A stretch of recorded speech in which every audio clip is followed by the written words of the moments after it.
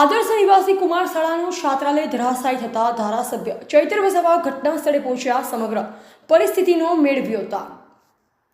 છાત્રાલયના અકસ્માત ઘટનાની જાણ ડેડિયાપાડાના ધારાસભ્ય ચૈત્ર વસાવાને થતા તાત્કાલિક ઘટના સ્થળે પહોંચી ગયા હતા। કોઈ જાનહાનિ નહીં થતા રાહતના સમાચાર। છાત્રાલયના સંચાલકોએ સતર્કતા વાપરી વૈકલ્પિક વ્યવસ્થામાં બાળકો સોર્સ હોલમાં રહેવા માટે કર્યા હતા, જેથી સદનસીબે મોટી દુર્ઘટના ટળી। શાળાના સંચાલકોએ સરકારને નવી બિલ્ડિંગ બનાવવા અનેકોવાર રજૂઆત કરી, તેમ છતાં નવી બિલ્ડિંગ બનાવવાની મંજૂરી આપવામાં આવી ન હતી। ધારાસભ્ય શ્રી ચૈત્ર વસાવાએ તાત્કાલિક અધિકારીઓને ફોન કરી આ ઘટના અંગે તપાસ કરી આગળની કાર્યવાહી કરવા જણાવ્યું। તેમણે કહ્યું કે આ બિલ્ડિંગનું બાંધકામ ભ્રષ્ટાચારનો નમૂનો છે। બાંધકામમાં ગુણવત્તા પણ જળવાઈ નથી અને આખા ગુજરાતના આદિજાતિ વિકાસ વિભાગ સંચાલિત શાળાઓમાં પણ અધિકારીઓ અને કોન્ટ્રાક્ટરોએ આ પ્રકારનું ભ્રષ્ટાચાર થયેલું હોવાનું ધારાસભ્યએ જણાવ્યું હતું। પત્રકાર દિનેશ વસાવા, ગ્રામીણ ટુડે ન્યૂઝ, ડેડિયાપાડા।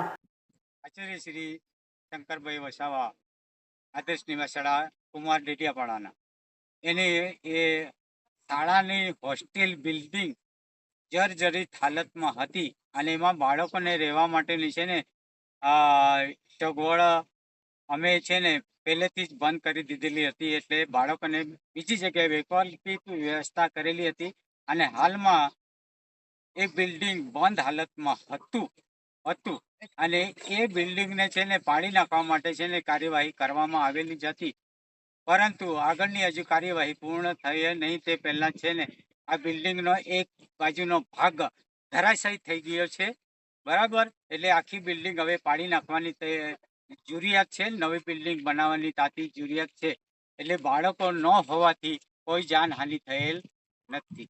આદિજાતિ વિકાસ વિભાગે 1992-93 આ બાંધકામની શરૂઆત કરી હતી। આ 4 માળના બિલ્ડિંગની આ કોલમની હાલત, આ કોલમમાં ક્યાંય ભરાઈ નથી। આખા ઈંટ પર આ 4 માળનું બિલ્ડિંગ ઊભું છે।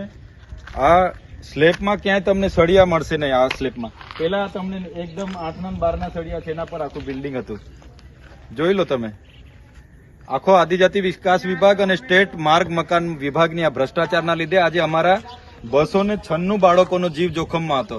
એ તો સમય સૂચકતા અહીંના આચાર્ય એમના સ્ટાફની છે, એમને અભિનંદન આપીએ કે એમના સમય સૂચકતાથી આ લોકોને બહાર કાઢ્યા અને બિલ્ડિંગ ધરાશાયી થઈ ગયું, નહીં તો આજે અહીંના અભ્યાસ કરતા 296 માંથી કેટલા બાળકોનો જીવ અહીંયા હોમાઈ જતે।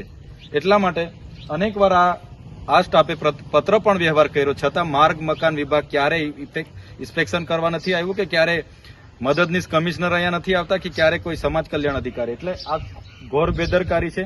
આવી જ રીતના ગુજરાતના આદિજાતિ વિસ્તારોમાં અનેક આદર્શ નિવાસી શાળાઓના બિલ્ડિંગો માત્ર ને માત્ર પૈસા અને ભ્રષ્ટાચાર કરવા માટે બનાવ્યા છે। ત્યારે તાત્કાલિક ધોરણ આવનાર દિવસોમાં અમારા અહીંના વિદ્યાર્થીઓ માટે બિલ્ડિંગ બને, રસોડું બને, એ અમારી માંગ છે। અગર આમ નહીં થશે તો ચોક્કસપણે આવનાર દિવસોમાં અમે સરકાર સામે જે પણ આંદોલનો કરવા પડશે તે કરીશું અમે।